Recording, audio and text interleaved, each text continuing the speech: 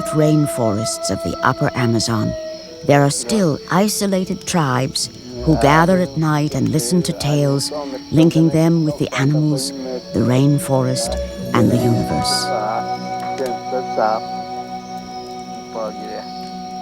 This is a tale told by Mariano, a great storyteller. His people call themselves the Machigenga. Long ago, in the days of our ancestors, the Incas came down to the jungle from the mountains to trade with us. The Incas wore cotton cloaks, like ourselves, and brought us metal axes and knives and beautiful cloth. They lived in a high land where there are no trees, no monkeys, where the days and nights are cold. This was long ago, and to this day, the Machigengas have remained among the rivers, living in the great forest that we call Notimira, but which the white men call Manu.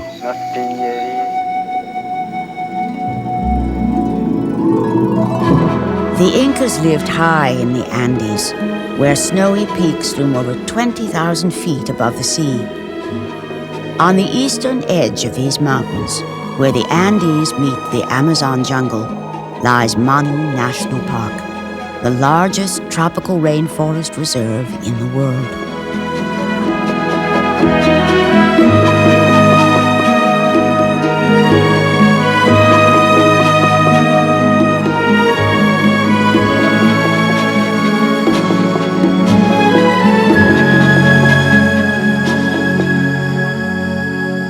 In Manu's rain-drenched cloud forest, rare spectacled bears feed on the forest's exuberant growth.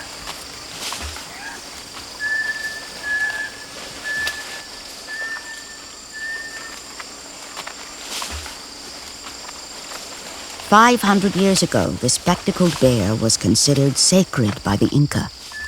The white of its coat symbolized the virtuous snow of the mountains, while the black represented the brooding depths of the rainforest. No longer sacred, and now hunted by humans, spectacled bears cling to a precarious existence in the remote cloud forests of the Andes.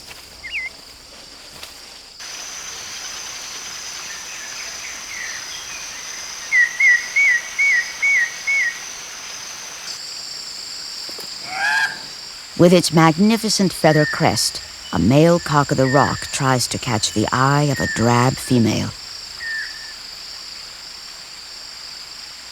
Their brilliant colors are hidden to most of the world, except to those few who venture into the cloud forests of Manu. Water tumbles down through the cloud forest and into a mysterious realm of winding rivers and isolated Indian tribes. Amid these ancient and primordial forests lies the heart of Manu.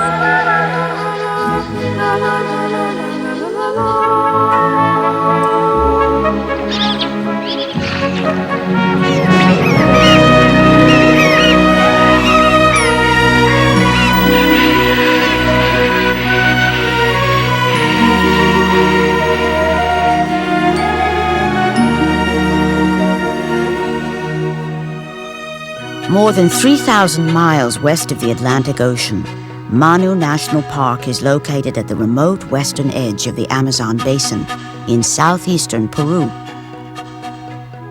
Isolated by rugged Andean peaks to the west and unnavigable rapids to the east, this immense park, half the size of Switzerland, protects more species of animals and plants than any other place on Earth.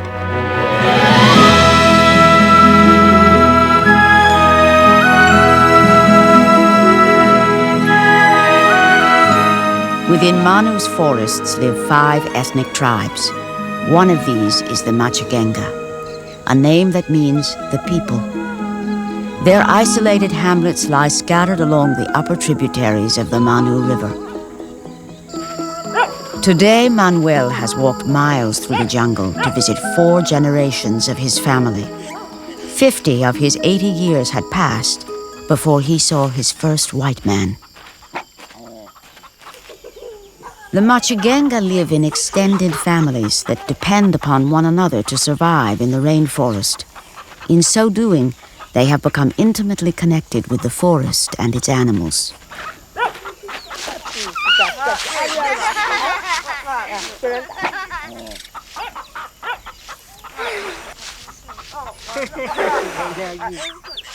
Manuel's great-grandson, Alejo, helps his father, Marino, make arrows for this morning's hunt.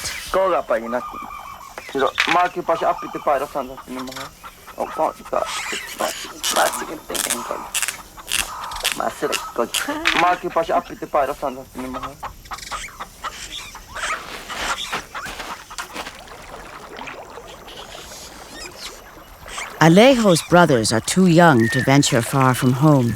Instead, they spend most of their time close to their mother, Maura.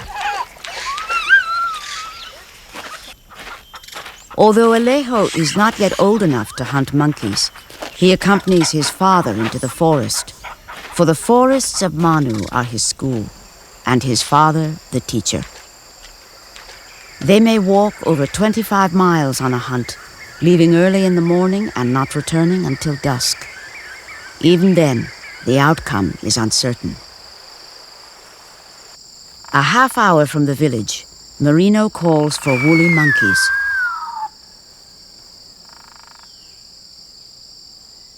Then tries a spider monkey call.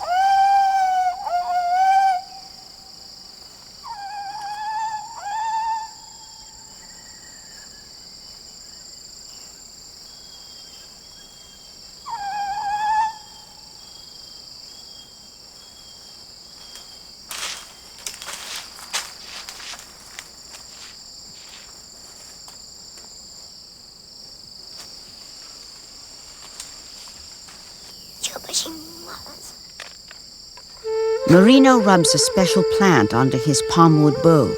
Its spirit will infuse the bow, helping him improve his aim.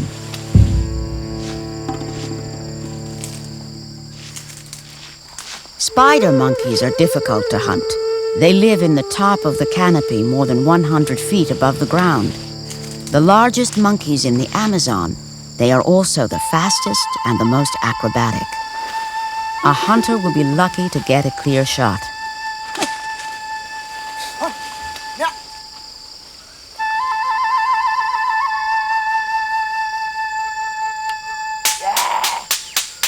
Their strategy is to isolate a monkey from its troop, then to flush it into the open for a shot.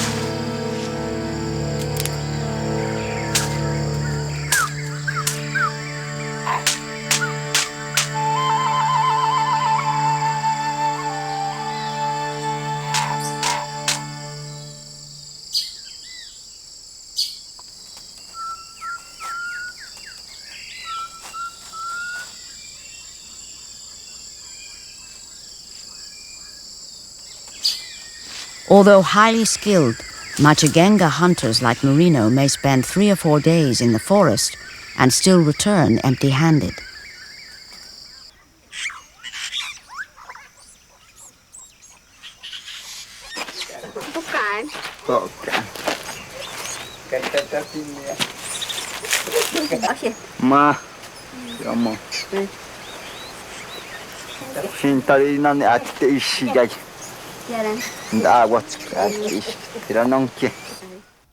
Alejo's great-grandfather, Manuel, is too old to hunt. He and his wife are supported by their sons and daughters.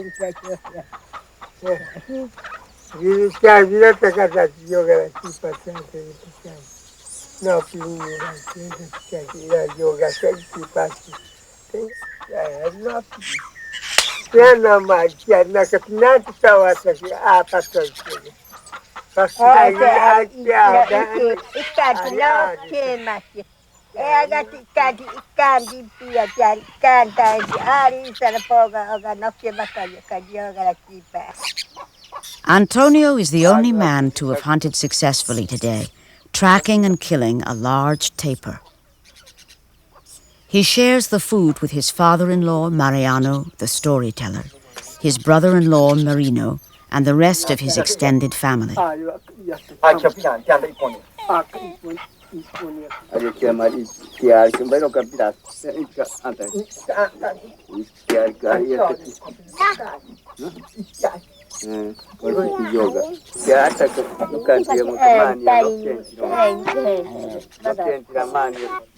By sharing food, no one in the community goes hungry, despite the fact that here there are no stores to buy goods.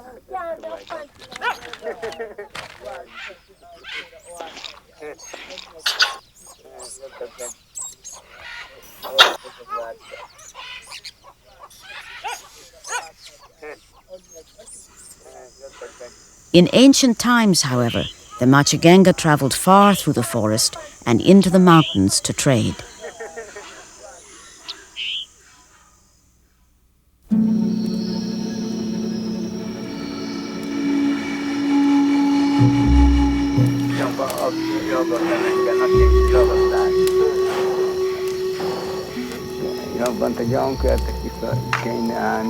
And so our ancestors used to go to Paititi to get knives and axes from the Incas.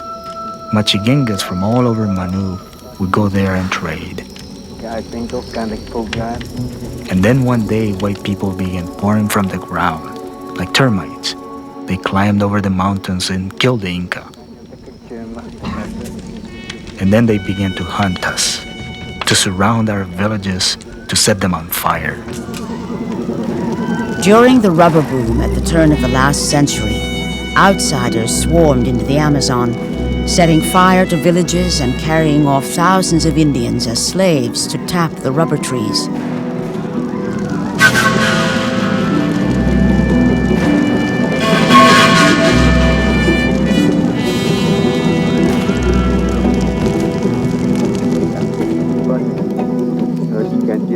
White people have been here ever since.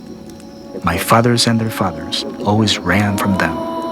If they hadn't, there would be no Machigenga left here today.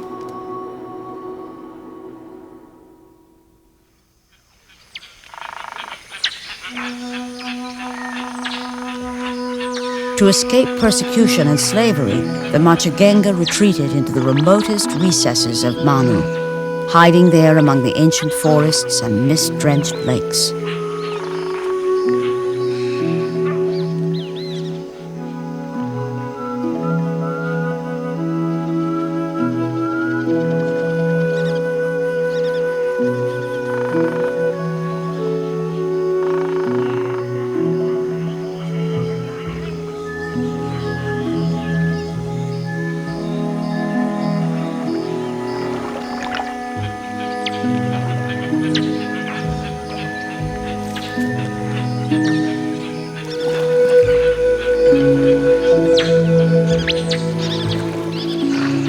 The rubber tappers also slaughtered vast quantities of game.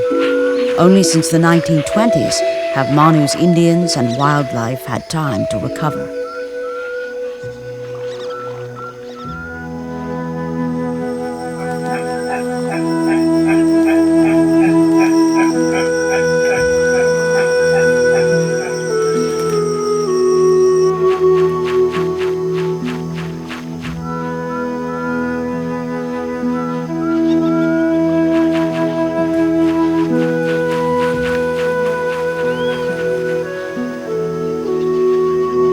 Manu now hosts another type of invader, bent not on destruction but on preservation.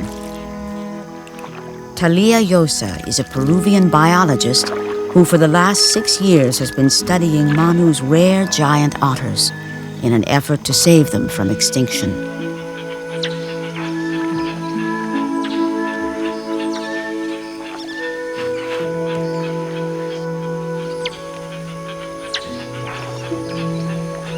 El lobo de río es uno de los animales más conspicuos. The giant otter is one of the most conspicuous animals in the park, not only because they're one of the largest carnivores in South America, but because they are gregarious and their calls can be heard from hundreds of meters away.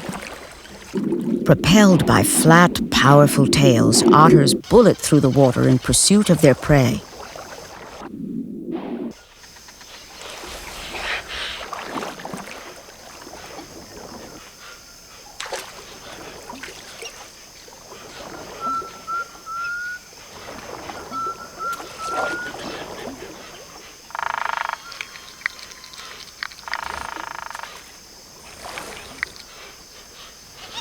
Giant otters eat fish head first because some of the fish that they eat, like piranhas, have very sharp teeth. By crushing the fish's skull, they kill the fish immediately, and then they can't be bitten. Giant black caiman up to 18 feet long also patrol the lake.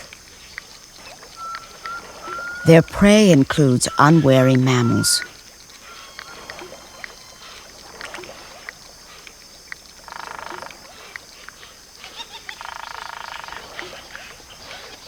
Although a lone otter cub can be vulnerable to attack, an adult at 6 feet long and 70 pounds is in little danger.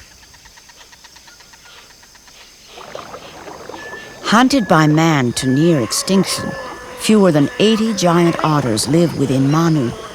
Yet this may be the largest protected population in the world.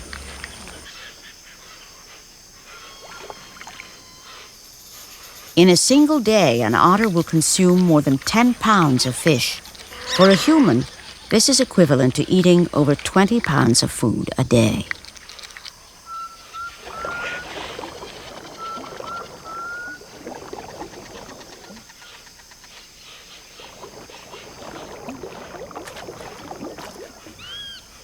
Giant otters are known as river wolves because they live and hunt in packs.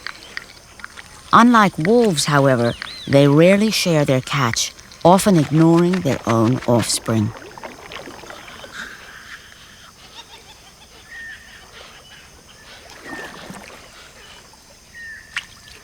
Their extended families are led by an adult breeding pair and includes their young from several different breeding seasons. The group's size may vary from 2 to as many as 15.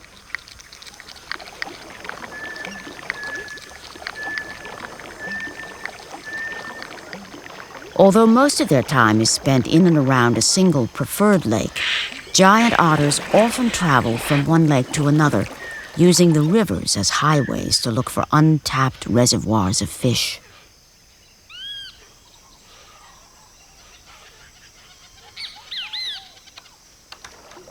At midday, the otters haul out onto logs to bask in the sun. I take notes every 5 minutes from when the otters begin their day at 7 in the morning until 6 at night when they go to sleep. Each otter has a throat pattern that is as distinctive as a human fingerprint. I named many of the otters after friends of mine that I had made in the park. This one I named Benito. The patterns help Talia to identify and follow the otters as they form new groups or set out on their own.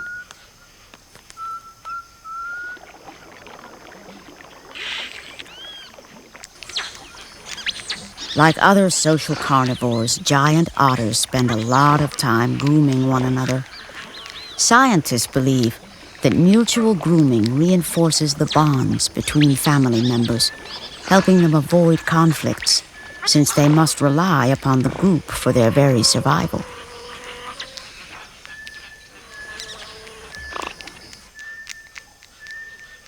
The giant otter, in contrast to other otter species, is a very social animal. We occasionally saw groups as large as 12 to 15. Both adults and cubs love to play. Cubs play almost constantly, feigning mock battles, tumbling and chasing each other. Their favorite game is hide and seek. They can be very funny and very sweet.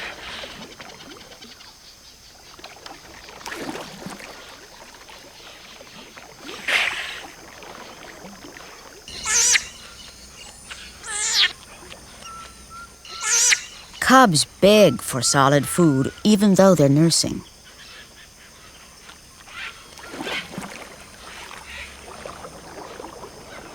It will be 2 years before these twin cubs are old enough to leave the safety of their group and begin families of their own. Each otter group is highly territorial, carefully marking the lake shore with their scent.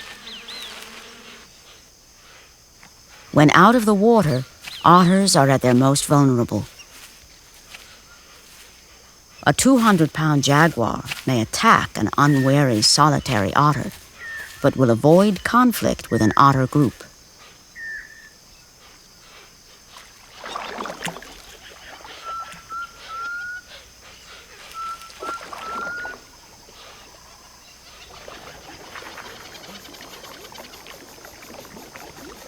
Manu is one of the last protected refuges of the giant otter in the world, and I feel privileged that these animals have accepted me and allowed me to watch them. It will take all of our efforts, however, if these unique animals are to survive in the wild.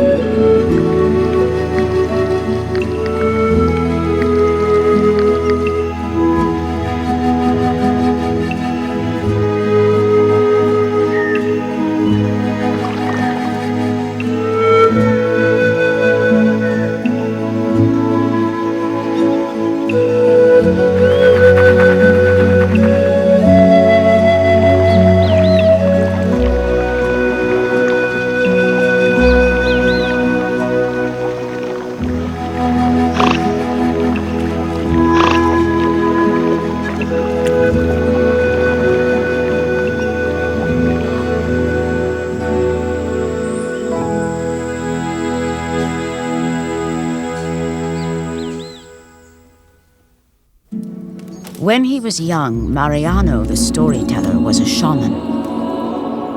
Due to a serious illness, Mariano's shaman's soul was damaged. Yet he still prepares a mixture of sacred plants that give him access to the spiritual world. These and other plants are crucial to the Machigenga, for the spirits within them also have the power to heal. A gifted linguist who speaks more than 10 languages, anthropologist Glenn Shepard has lived among the Machigenga for nearly 2 years, studying their medicinal plants. Before I came here the first time, I just went to the library and looked up Machigenga in the card catalog, and lo and behold, there was this old book published in 1927 on the Machigenga language. And so I picked that up and learned a little grammar, and then within a few months of coming down here, I was already speaking the language at a basic conversational level. The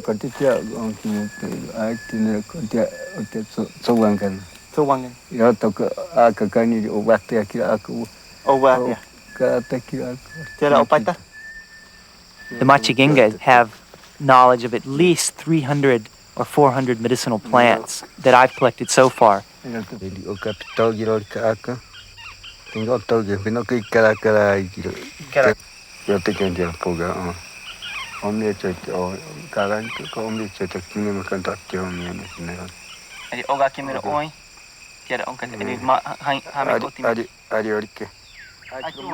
25% of all Western pharmaceutical drugs are derived from compounds first discovered in the rainforest.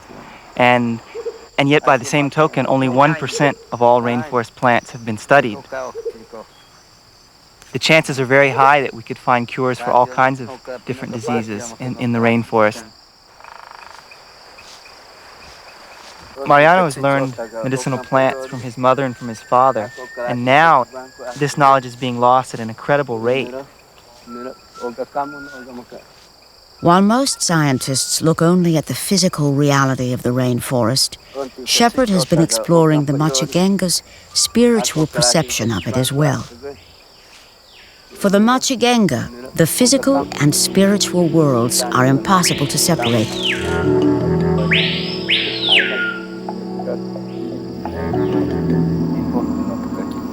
This is the spirit clearing, where the good spirits live. If you take ayahuasca, you can see the houses where they live. You can see the animals that they raise as pets and which become our game animals when released. These are the Sainkerite, the good spirits that help and protect us.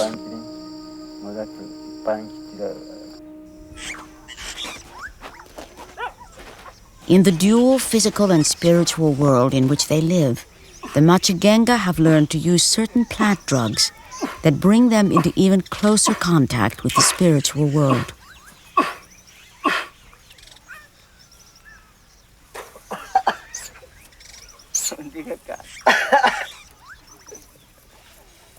Ground tobacco is blown into the nose using a pipe made from the leg of a stork.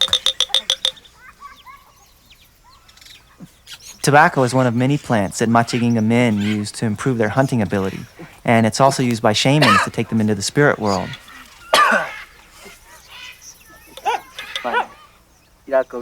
When people share tobacco, it often goes along lines of friendship, so that if someone else jumps in and wants to share tobacco with someone, they'll say, no, I'm sharing tobacco with this person, not with you, because only friends share tobacco.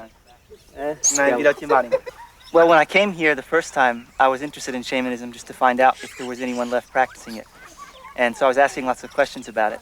And this time when I came back, I sort of accepted the fact that there are no shamans around, and I didn't ask about it very much. And one day he just came up to me and handed me a little bit of tobacco, and he ate it first and then put it in my mouth. And that's what a shaman does to his apprentice.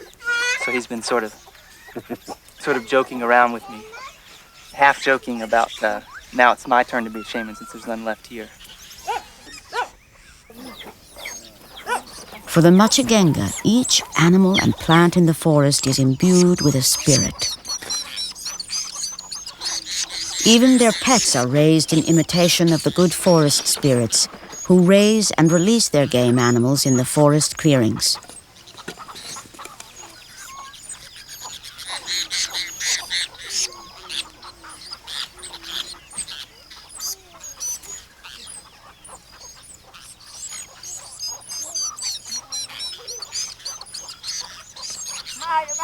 Macaws and other parrots are captured when young. Once grown, they're allowed to fly free back to the forest.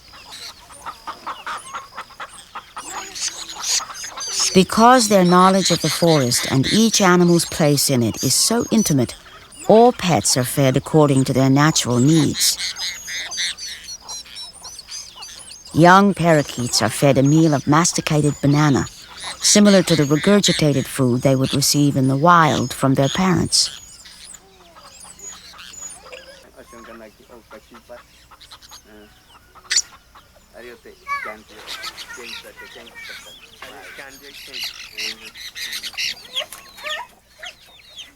Mariano's wife feeds a sunbittern a diet of carefully collected freshwater shrimp.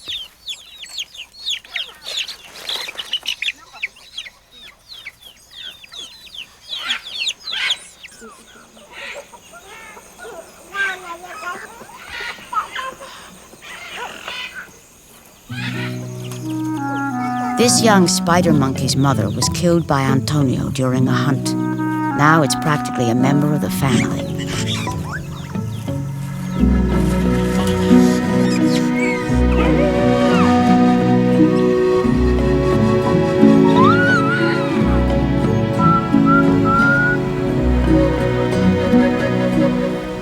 The tapir is South America's largest mammal.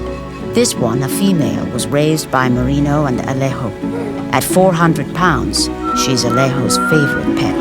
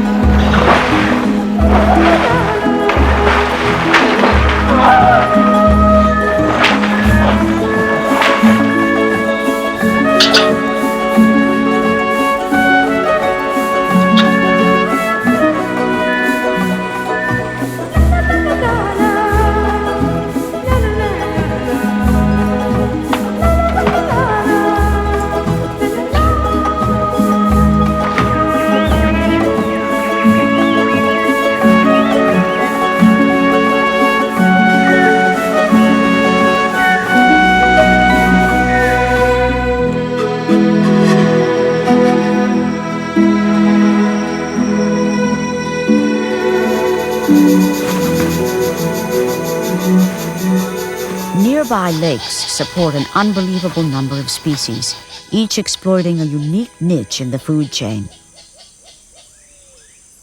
The rare agami heron specializes in small fish.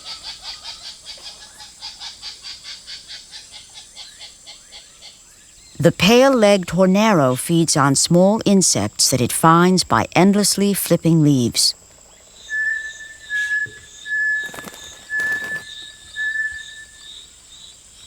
This member of the ovenbird family is named for its unique oven-shaped nest built of mud. The spiral-shaped entrance is similar in design to a snail shell.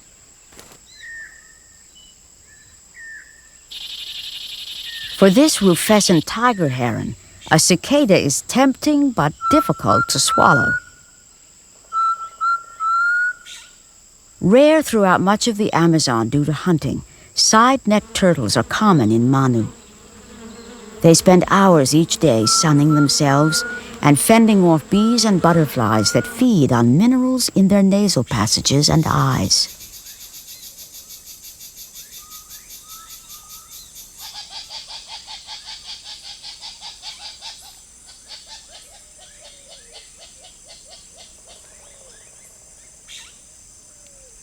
A world record 1,000 species of birds inhabits Manu National Park. Amazingly, an area only 50 by 100 miles wide contains 10% of all the bird species in the world. The largest predator of the lakes is the black caiman. They start small, however, and are less than 8 inches long when hatched. This week-old group clusters together for protection against potential predators like the white-necked heron.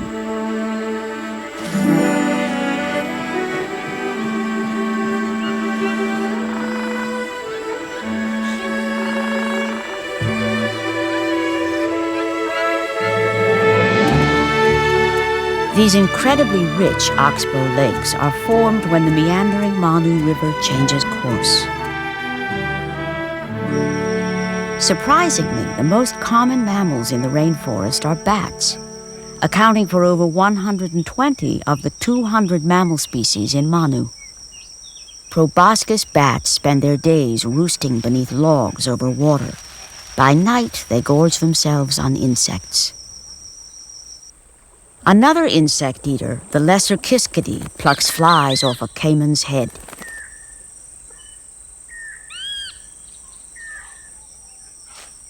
Like all of Manu's species, the wattled jacana has a unique niche. Jacanas have enormously elongated toes that act like snowshoes, allowing them to forage atop floating plants.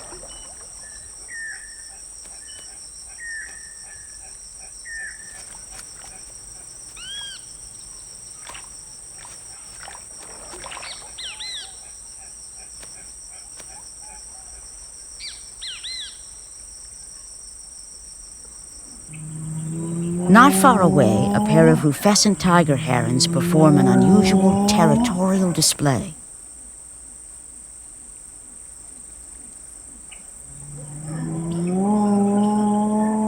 An interloper replies to their warning calls.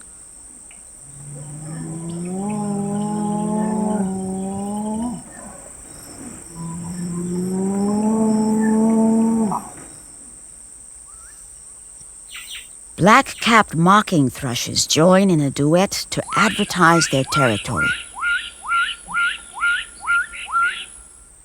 Cormorants, by contrast, have no territories and nest in colonies. The primitive Watson has lived in the jungle, virtually unchanged for 20 million years.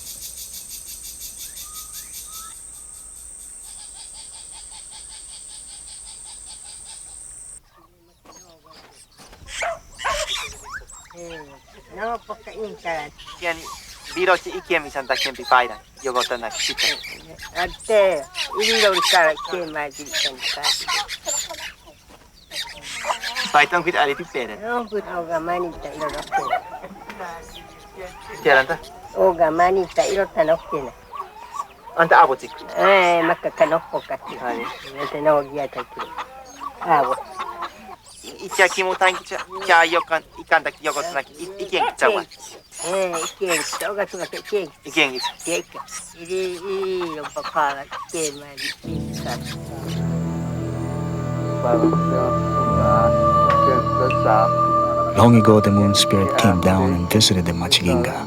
At that time, our ancestors had no crops. We only ate dirt. The moon spirit married a Machiginga woman and taught the people how to grow manioc and other crops. The woman became pregnant, the first woman to do so. During childbirth, the woman's family thought she was dying and accused the moon of trying to kill her. They angrily told the moon to take her. The moon spirit then grew angry, turned the woman's soul into a tapir, and hunted it and killed it. The moon then returned to the sky, where it remains today. Ever since then, our souls have turned into tapirs when we die, and the moon hunts them down the night trails and kills them. Only the shamans are able to escape.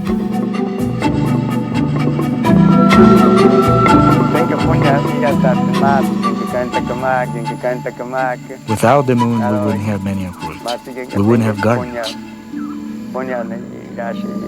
There would be no birth or death in the world today.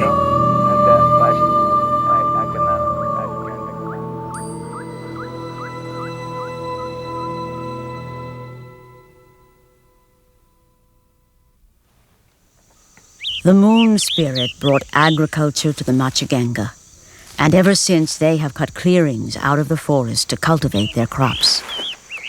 The main staple of the Machiginga diet is manioc, and they have more than 25 different genetic varieties, because if they grew only one variety, then diseases or pests would destroy their entire garden.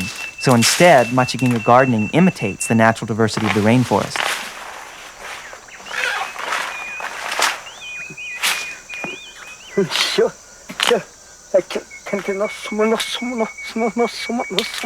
By singing to the spirit of the manioc, the plant releases its hold on the soil. And as Mariano plants new manioc shoots, he sings to the plant spirit, encouraging it to grow.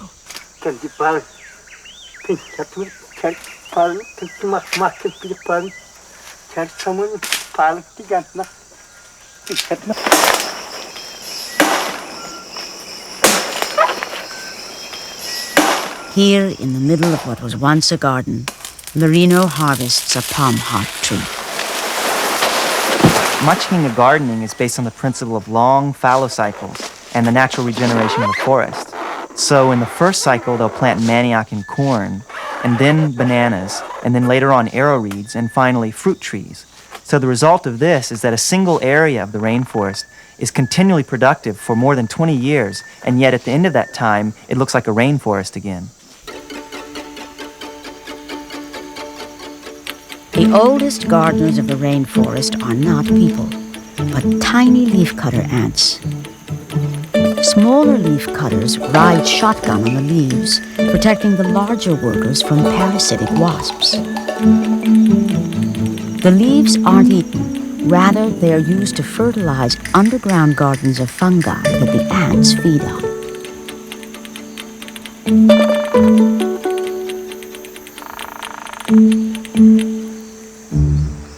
3 months after chopping down the palm heart tree, Maura and Alejo returned to harvest a new crop waiting just beneath the bark.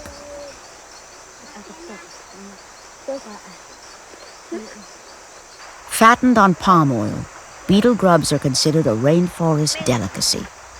They taste like soft cheese.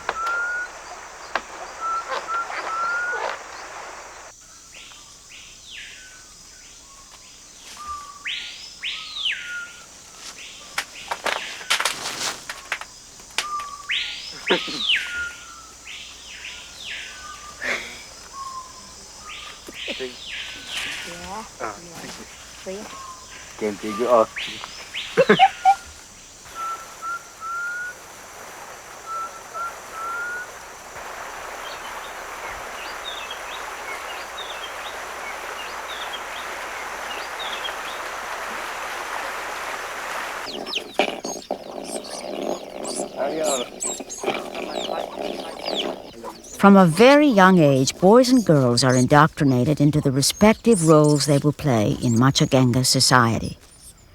For the most part, they learn by watching and imitating their parents.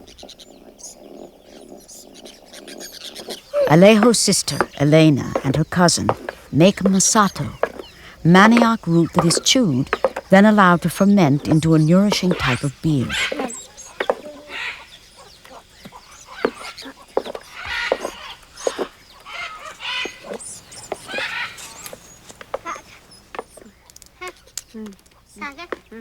At 3 or 4, boys start making their first set of miniature bows and arrows.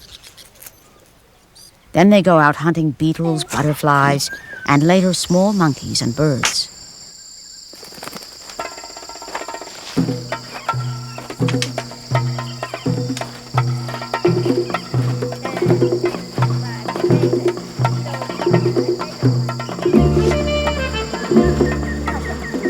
Alejo and his cousin Pedro allow themselves to be repeatedly stung by a swarm of bees. In doing so, they believe that their aim with an arrow will become as accurate as a bee is with its stinger.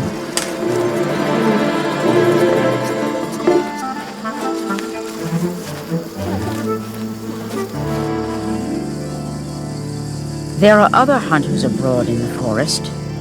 A column of army ants has raided another ant nest and is carrying off eggs as booty.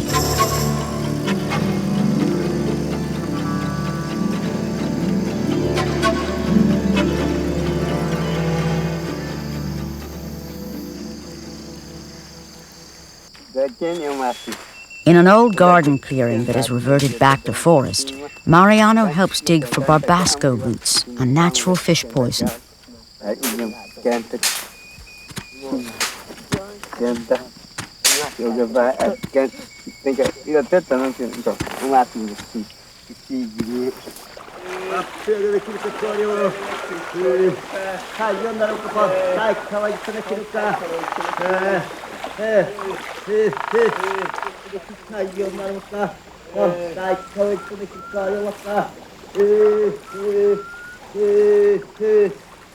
The Machigenga only fish with barbasco during the dry season, when the Manu's tributaries are low and the poison won't be too diluted.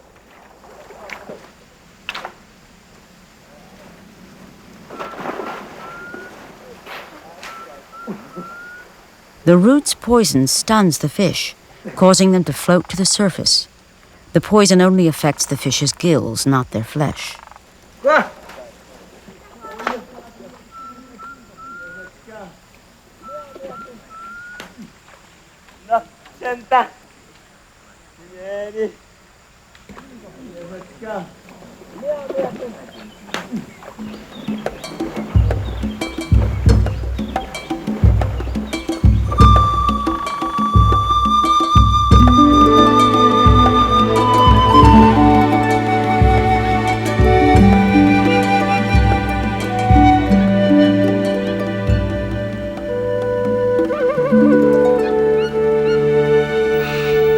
Like the Machigenga, Manu's birds and monkeys also rely on dry season survival strategies. Surprisingly, studies in Manu reveal that only a dozen species of flowering plants provide food for the majority of birds and monkeys during the dry summer months. Remove this handful of trees and vines, and a vital food link in the forest would disappear, condemning entire groups of animals to extinction. The Matisia tree is one of these critical links. Its nectar provides food for an amazing variety of tropical birds.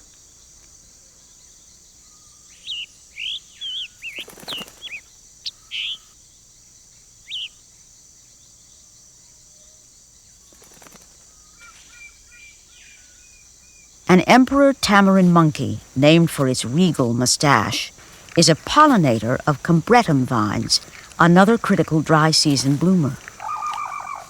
These one-pound primates often travel in the company of saddleback tamarins and will jointly defend a common territory.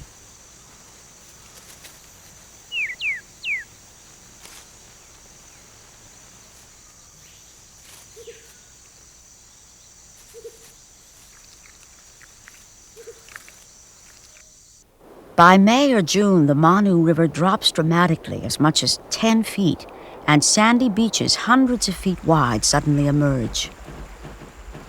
These temporary habitats are crucial breeding and nesting grounds for migratory birds.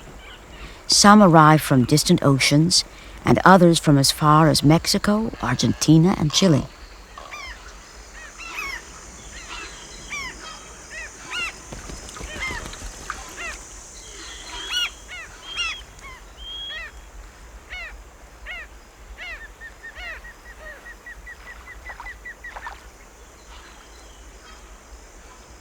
On the river's edge, 4 capped herons perform a rare mating display never before observed.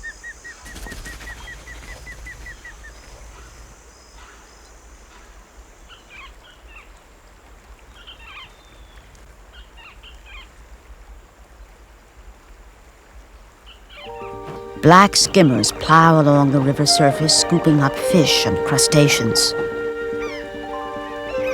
During the summer months, they pair off, performing courtship rituals prior to nesting on the hot beaches.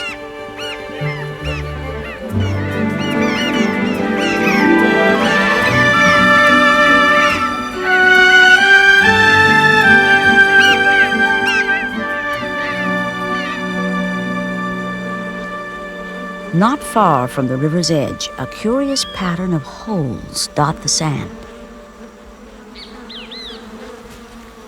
Female sand wasps excavate 5-inch deep tunnels where they lay a single egg.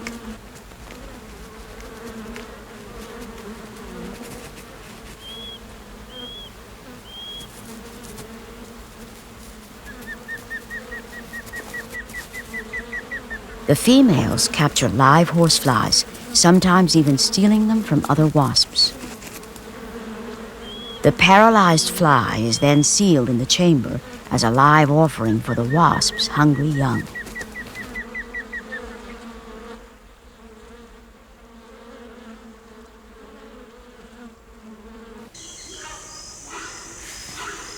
All kinds of prey species, such as the horned screamer, roam Manu's beaches. They act as lures to predators like the jaguar, the largest cat on the continent.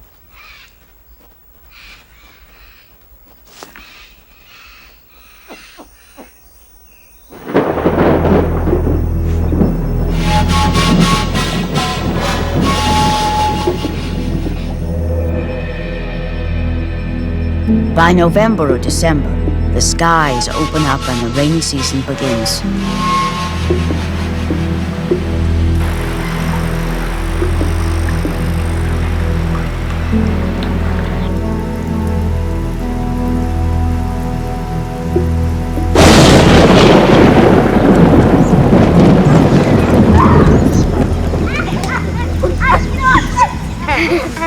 To the Machigenga, lightning and thunder are the explosions made when the souls of shamans attack and kill demon spirits hidden deep in the forest.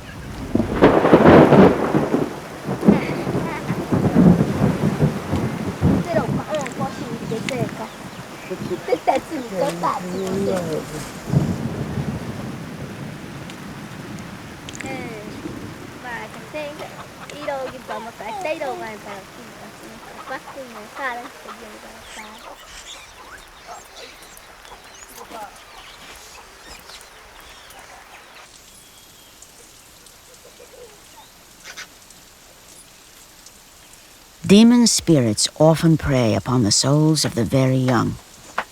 To protect her children, Maura paints their faces with a jaguar pattern. Should a demon spirit pass by, it will see not a child but a fierce jaguar, and will flee back to the forest.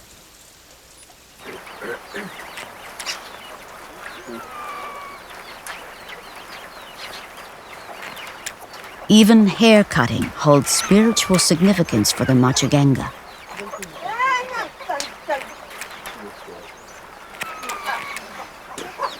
Hair thrown casually on the ground could be carried off by birds to a demon spirit who might steal the person's soul.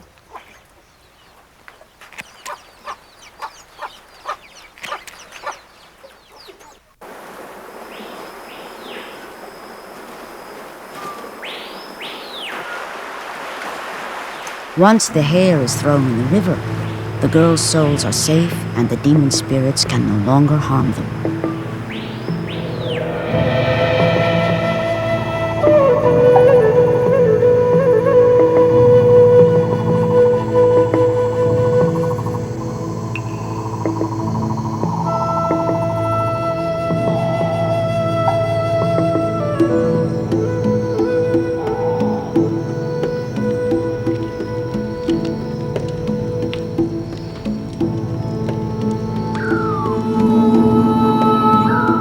At the beginning of the rainy season, Mariano and other Machigenga men always gather to take ayahuasca, a powerful hallucinogenic drug made from a vine.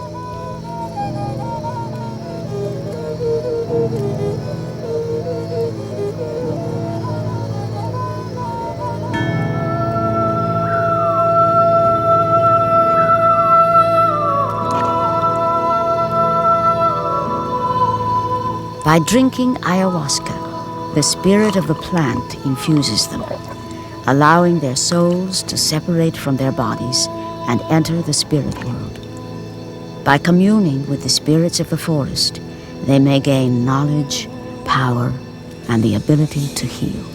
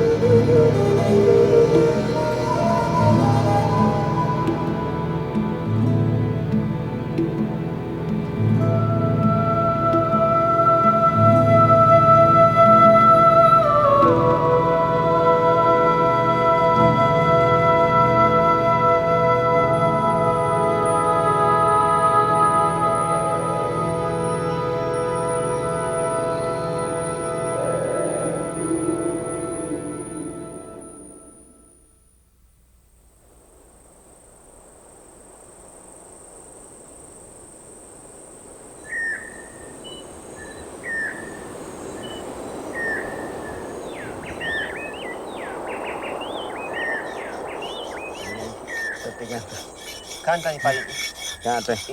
kisan tak mat. Kantan paling mati kisan. Ibu ayo kantan ke kantan. Kisan tak takut tenok uga tetembut sultan. Entah. Katinggalan ni orang cerita uga kena kisahkan. Aka. Api tiro. Gampa kontak. Mau cara wat. Wat tak enok. Anda kan ke akan kan. Anda kan ke bilang. Api. Nah, itu dia. Ayo. Ayo tanah. Dia kisan tak kamar. Dia tak kita tunggu saya. Dia marang kisan tak kamar gari. Dia tak janji cak.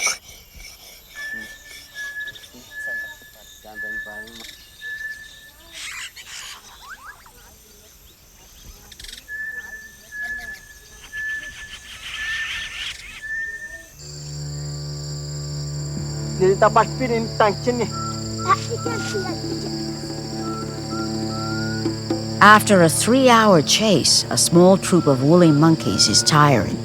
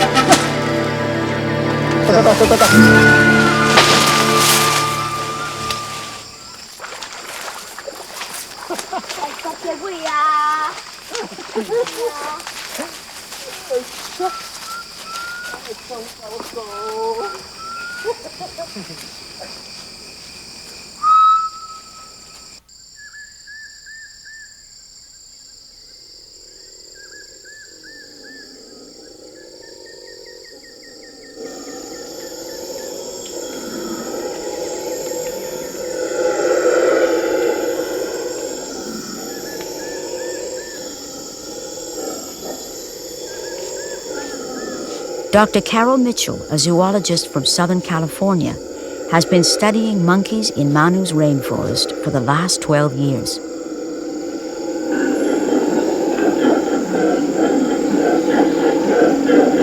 Carol's studies revealed that even though there are native people living within the park, their bow and arrow technology has had little effect on its wildlife.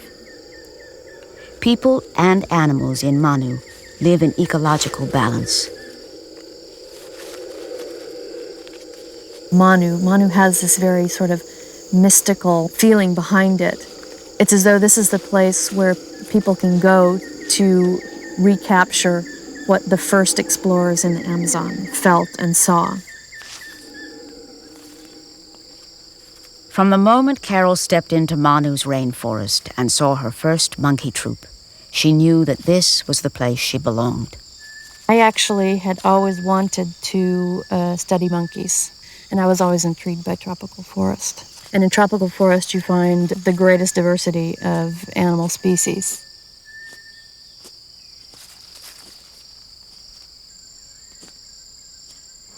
Carol works with a Peruvian assistant, Abram Huaman.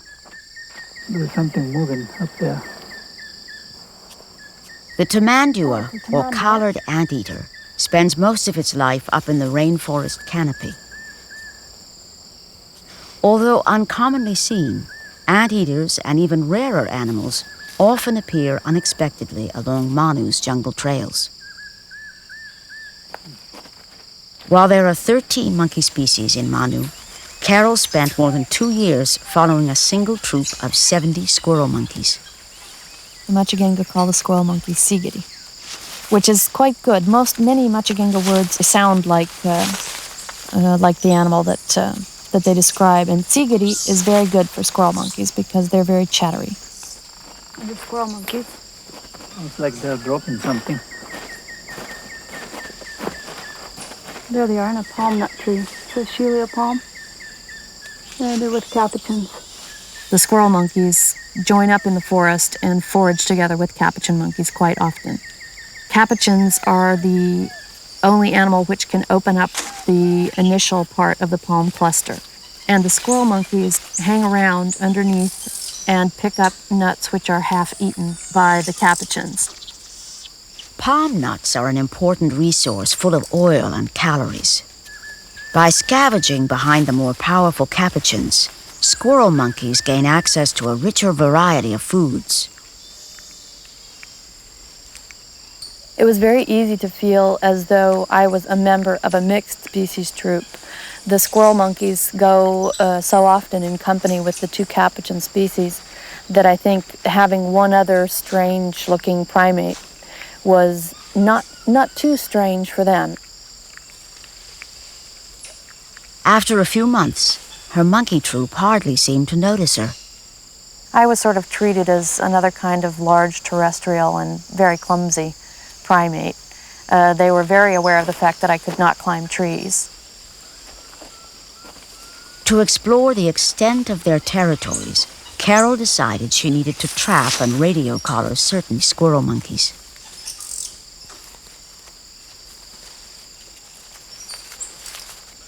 The perfect lure, it turned out, was the banana. The banana is a huge, very soft piece of sweet fruit and very unlike anything they get in the forest. And so a banana is it's like a gigantic chocolate bar to them. Brown capuchins are the classic organ grinder monkeys that people have seen all over the world. The cleverest of South America's primates, it didn't take long before they began to pit their brain power against that of Carol's. Capuchin monkeys are not only larger, but they're a little more alert and a little smarter than squirrel monkeys are. And they would, in fact, beat the squirrel monkeys off of the bananas. They would consume all of the bananas that we had.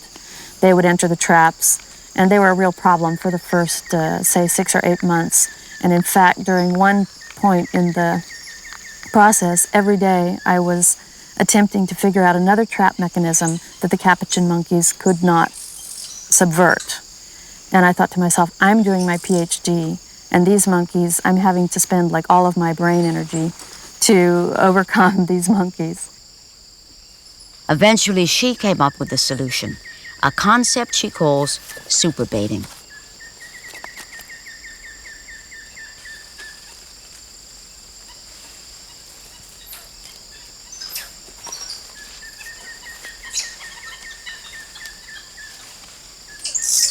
We'd put 5 or 6 whole stems of bananas out and let the capuchins eat until they were so full they couldn't move. And then the squirrel monkeys would eventually get to the bananas.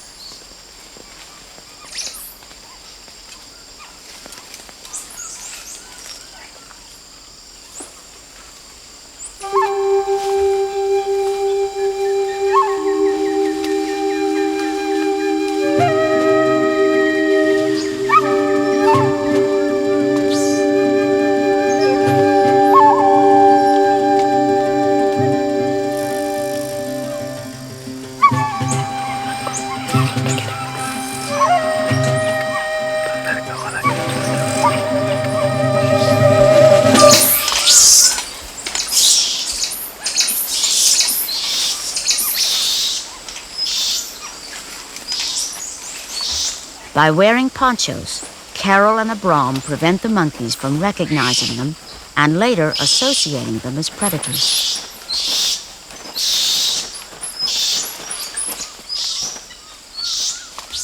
Carol uses a blow dart with anesthetic that will put the monkey to sleep for about 15 minutes.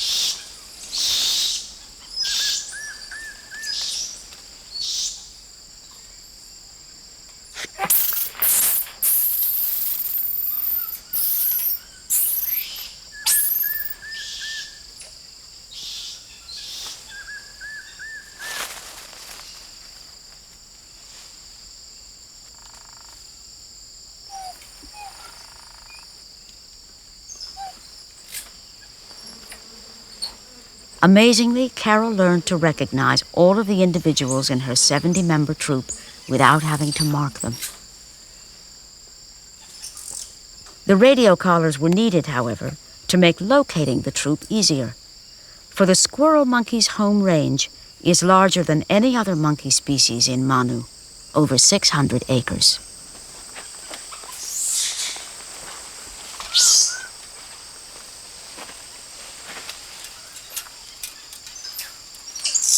Squirrel monkeys never slow down very much. They keep moving all day, and very, very seldom does the entire troop have a rest period. During the hottest days of the year, or sometimes during a rain, they'll all curl up and decide to sleep for 10 or 15 minutes. But there's usually just a sort of slow progression of the troop through the forest.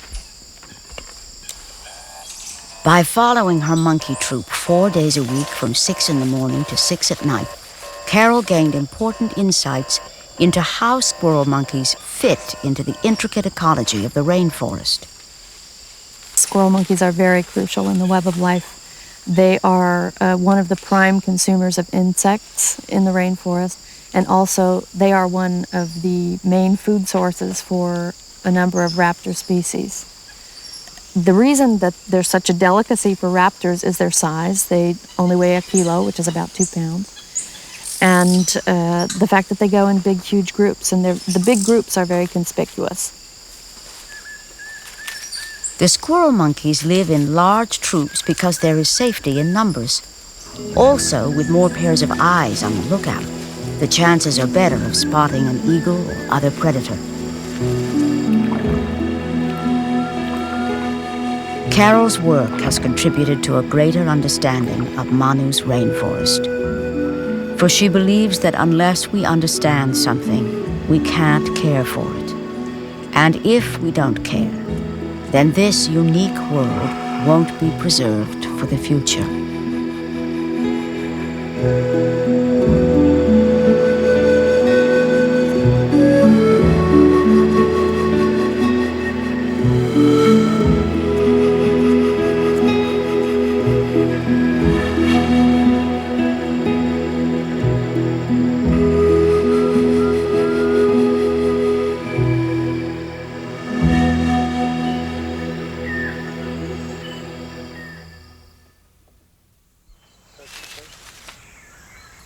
In addition to hunting and gardening, the MacQuarrie also gather the fruits of the forest as they come into season.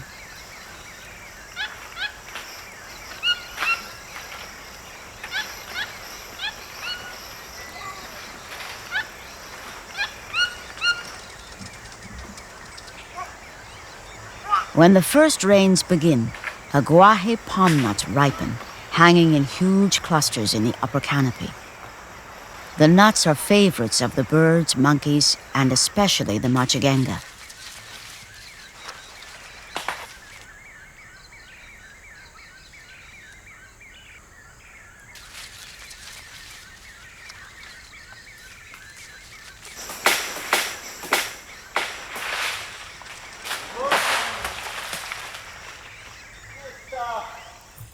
Not far away, a troop of white-fronted capuchins also forage amid a treasure trove of palm nuts.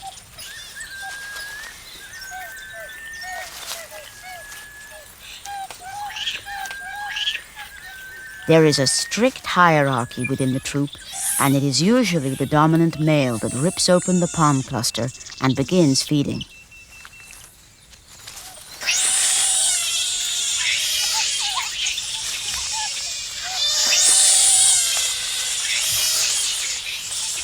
The lower-ranking monkeys must either wait their turn or else scavenge on the ground.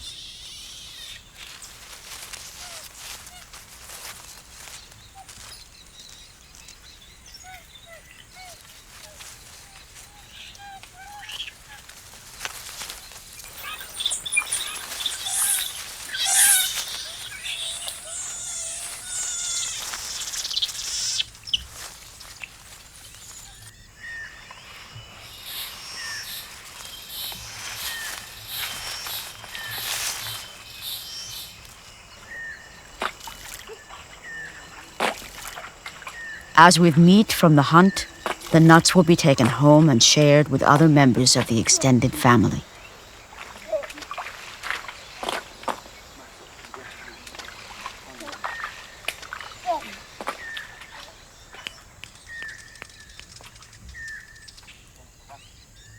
Like palm nuts, medicinal plants are also a resource of the rainforest. Yet looking for them is like looking for a book in a vast library without a card catalog. It is the native Indians who are the rainforest's greatest librarians. According to the Machigenga, the leaves of this tree contain an effective cure for snakebite. I'm taking a botanical specimen of the plant to find out what species it is. And I'm also going to take a specimen of the leaf itself and have it analyzed pharmacologically to see what possible medicinal qualities it has.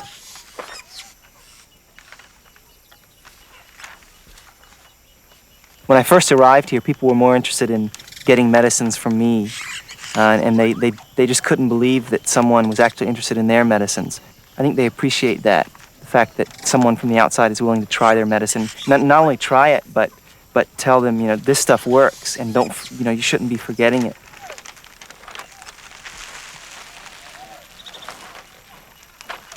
I think it's important to achieve a balance between teaching them how to use Western medicine for those illnesses that their medical system simply doesn't work for, but at the same time trying to teach them that their medical system does have value for many, many illnesses. In fact, most of the common illnesses that people get are easily treatable by their traditional medical system.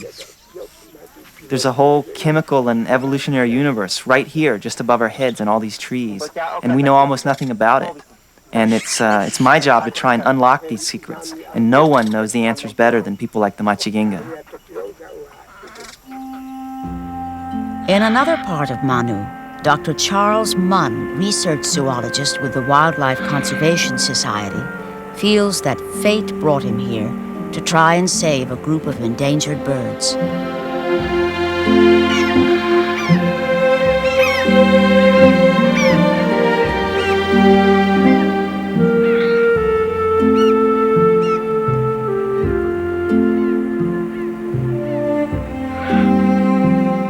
When I started bird watching when I was 10 years old, I never thought I would end up working in the Amazon or in Latin America, per se. I had no idea what I would do. I knew I was crazy about birds and wildlife, but I didn't know that it was going to end up like this. Anyone who works on birds is spoiled after they've been to Manu. It just blows you away if you're a bird watcher and you're accustomed to normal sorts of diversities of birds. To come to the Western Amazon right at the foot of the Andes, you can't believe what the species diversity is of birds here.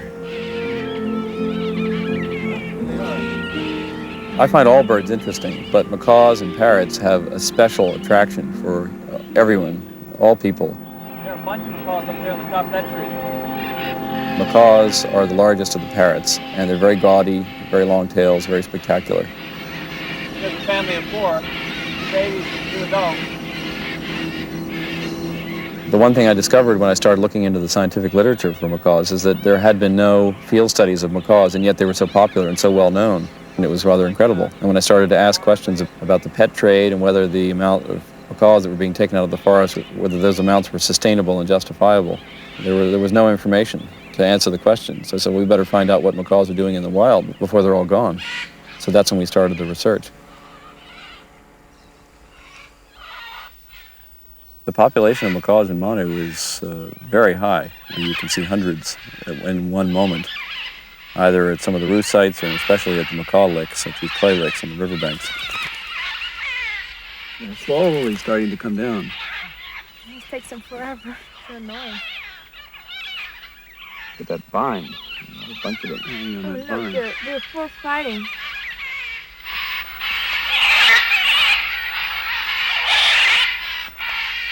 Mun and his biologist wife, Mariana, spend several months at the clay lick each year. The first one finally hit the clay. It's knocked down there. There are 16 species of macaws in the world, 8 of which are in danger of extinction. One of those is the scarlet macaw. Oh yeah, there's a scarlet hidden there. It's not a very good spot, though. If you see red and green macaws and scarlet macaws at a clay lick, you can see that the scarlet's beak and head is considerably smaller. It's a slighter bird, a lighter bird in general. 7 species of macaws live in Manu, and all of them visit exposed areas of the riverbanks called clay licks. We think that the reason that the parrots come to the clay lick is to help them digest these toxic seeds they're eating. The macaws specialize in eating bitter, unripe fruits and highly toxic seeds. Mun believes that the mineral-rich clay acts as a sort of jungle antacid, neutralizing the toxins.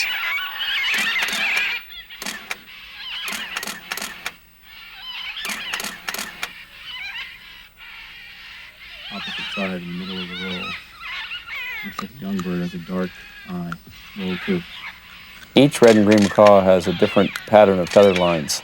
It's as unique as a fingerprint on a human. By photographing the feather patterns, we can build up a dossier of all the birds in the population.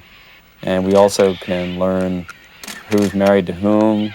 In theory, we should be able to learn if there's divorce, what the mortality is, how many of them die, let's say, in a given season at the clay lick. Because widows and widowers should come in without their mates, and their mates won't appear anywhere else in the population either. Practically all of them have Meticia pollen on their faces. This beak mark looks the same.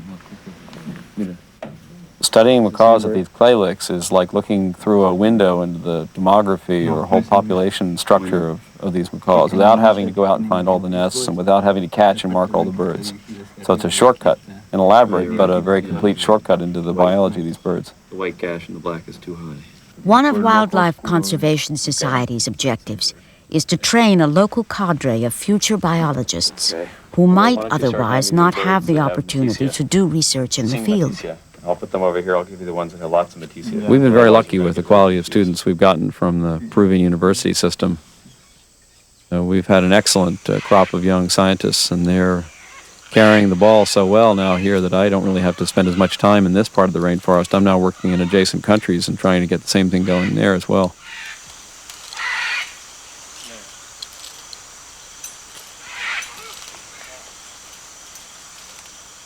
The kinds of nest holes that red and green macaws like to use in these huge hardwood trees will last decades and decades, and so they're very prime nesting sites.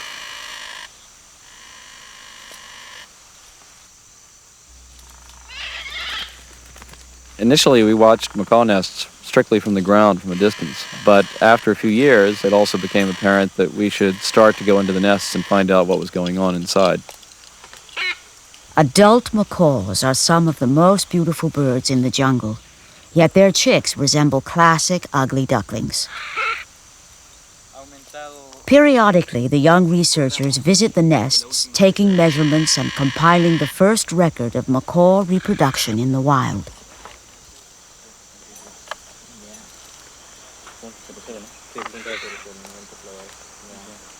At 2 weeks, the first flight feathers begin to emerge, looking more like the bristles of a brush than the elegant plumage of its parents.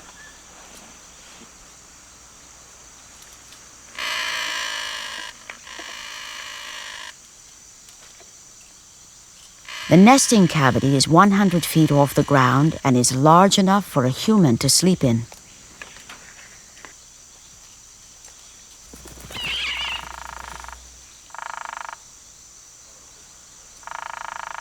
Unlike red and green and scarlet macaws, blue and yellow macaws prefer holes in dead palms.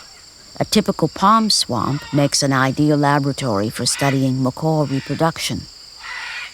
Probably the most important results of our studies are the results on reproductive rates in macaws, because there was a lot of controversy about whether you could harvest them for the pet trade.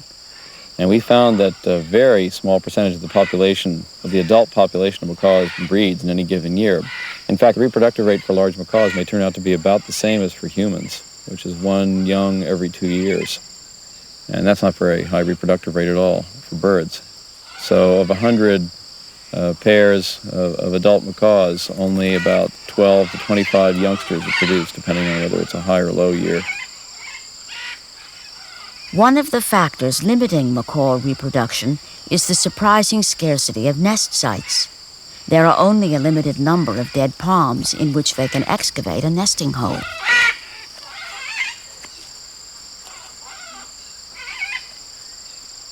Macaws are incredibly whacked out as far as holes in trees, and they know every single hole and cavity in the forest in several square kilometers, and they go and check them regularly, and they'll fight over them, squabble over them. The very best cavities that are actually adequate for nest sites are guarded for most of the day all year round. Blue and yellow macaws will actually kill baby blue and yellow macaws, take them out of the nest in order to take over a nest site. Let's take a look at these eggs and see how they're doing. Macaws lay 2 eggs almost invariably. They lay one first, and then several days later they lay the other one. And they lay the second one kind of for insurance in case the first one has a problem. Normally, the first egg that they lay hatches first, and then the second egg hatches several days later, and the second one that hatches will die. Okay, now let's see which one of these is more advanced. You can see that by shining a light through it. The egg that looks darker is the more advanced of the two. I study macaws because macaws are among the most spectacular and endangered species in this Amazonian ecosystem. And by protecting macaws and the habitats they live in, I'm protecting all the other species that live in this forest as well, but are just as deserving of protection, but perhaps less conspicuous or less spectacular.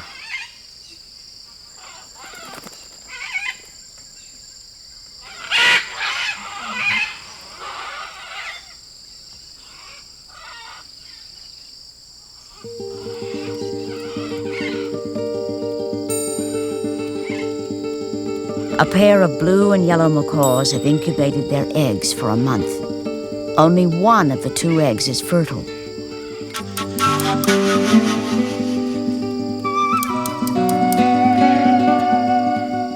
The chick's transformation over the next 5 weeks is remarkable.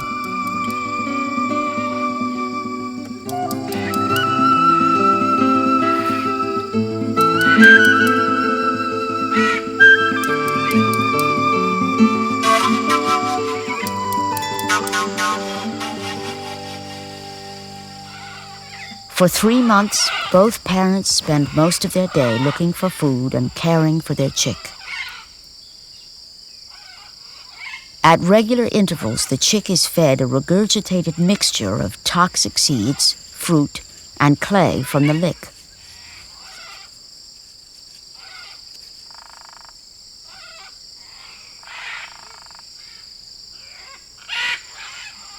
It is mid-March, 3 months after hatching, and the young macaw exercises its wing muscles in preparation for its maiden flight. Macaws are almost always in the company of other macaws, in particular in pairs, mated pairs, and if you see 3 or 4 macaws flying, then that's almost always a mated pair with 1 or 2 young.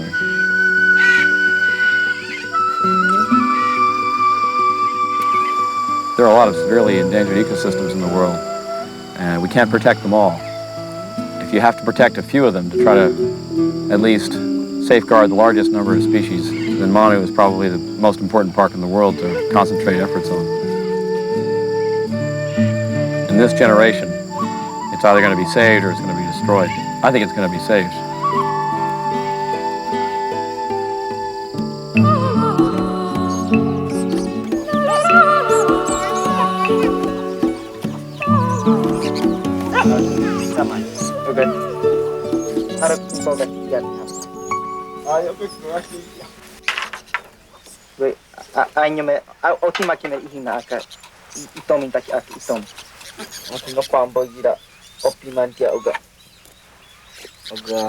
Galleta, oven arroz, opiman. Pogo taki castilla. Ario, tenga pogo. Tenga no go. Tira go taki ari iria. No asma, un tanque no ada. Paga que yo. No tama. Nada, magas, pogo. Tama brata ki hampi uga. Ponyaron. Página, tiempo. The Alejo Ari Canta Ogakina Paloris. Yana, no one at Tasha, no plastic. That's all the umpire. Pikoga Kisama. No Damakin. She means Pambo get my Pambo.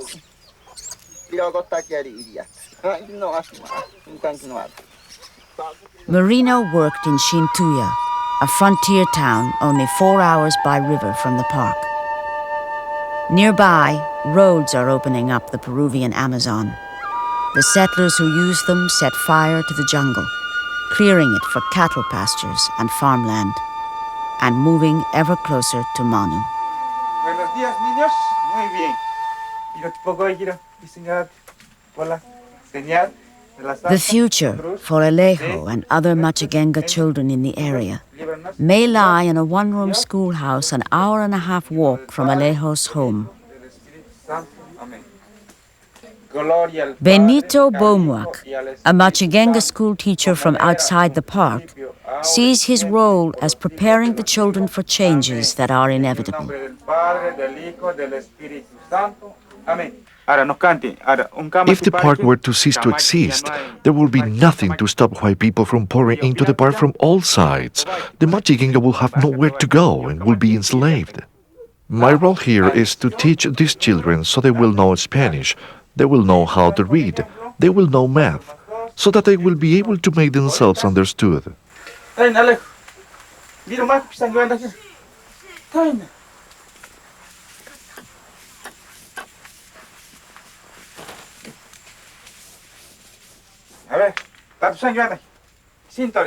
If Alejo grows up and doesn't know his math or Spanish well, then when he goes outside of the park to work, he will be taken advantage of by the MacQuarrie Indians, by the Peru Indians, even by the Catholic priest. While the Machigenga learn about the outside world, ironically the outside world has been slow to learn anything from them. The Machigengas are the true scientists of all this land. No one knows as much as the Machigenga do. A person from Cusco, what do they know about the forest? Just what is in their heads. But the Machigenga, if they only knew Spanish, could teach all of you what the Manu forest is really about. One of Charlie Munn's assistants is Dionisio, an acculturated Machigenga Indian. From Dionisio and other Machigengas, Munn has learned an immense amount about the park and its wildlife. When we first started studying macaws, we thought that there was nothing known about them because there wasn't anything published. I thought there was one macaw clay lake in the world, and I said to the Indians, this clay lake is, really amazing, isn't it? I mean, so many macaws, it's just incredible. We're so lucky to have this here. And they said, well, yeah, it's the one around the corner is very nice too. And I said, oh, so there are two. And they said, well, no, there's one up this other river, and there's just one up the Manu, and there's one around the corner. And it turns out that there are probably 20 of these places in Manu alone. So it's pretty embarrassing. Munn hopes that eventually the Machigenga will be able to enter into cooperative agreements with scientists and perhaps even start ecotourism ventures in the park. For it is the native people who have lived here for generations that are ultimately Manu's best protectors. It is they, and not outsiders, that hold the key to Manu's future.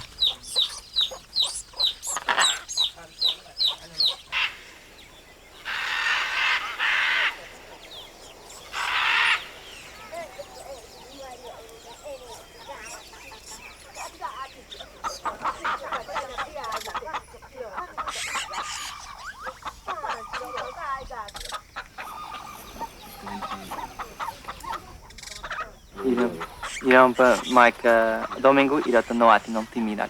Yeah, go can go get the you can I didn't can't take it to get that one point on it to get that one. Ma choy ati nga pisit. Bacara o at pisit. Thank you. Chapi ka parang ati mak pisit to wa. Parang piseri pikat ari an pisit. Ari ati no. Mak man. Ma? Boti ka mak cara o at pisit. Kaya kawate, sabi ko kipa. Bo pika makimena, ayo, cara oate kipisir. Nagtatatama ito, ipunata kina epi. ipagne kapsir taskat ipagne kamit inatak tay kamit nane ipagne tatamboita hiroma kawit kami. For Glenn's goodbye, Marino and Maura are throwing a Masato festival tomorrow night. The preparations will take 2 days.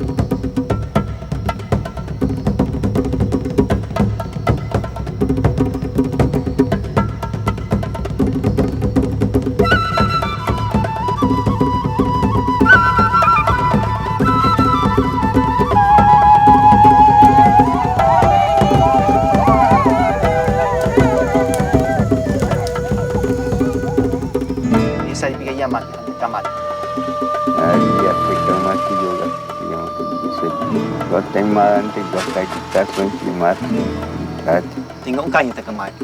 Yang dia bisa kata timbul. Iya, takkan nak ini aku ingat pada kasih. Ini aku ingat kain pakai.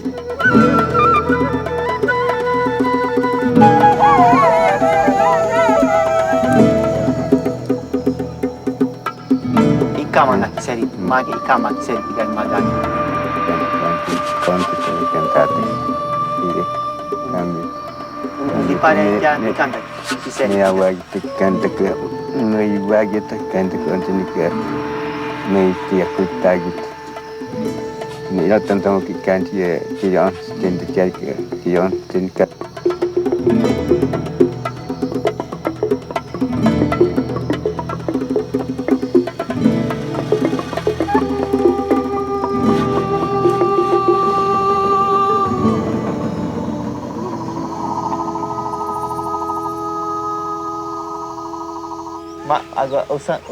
I really admire the Machiginga for their lifestyle. For 100,000 years, human beings have lived in small societies much like this one. And I think this is just the way human beings were meant to live. These people are absolutely free. They don't owe anyone any money. No one tells them when to wake up or when to go to sleep. They choose their own hours and they choose how much they want to work. There's no such a thing as homelessness. There's no crime. They have very strong family ties. People are basically happy.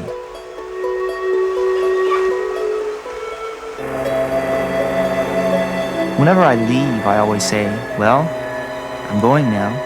And I don't think they have quite a conception of where it is that I'm going. Because for them, the United States and Europe is just a far-off, distant place.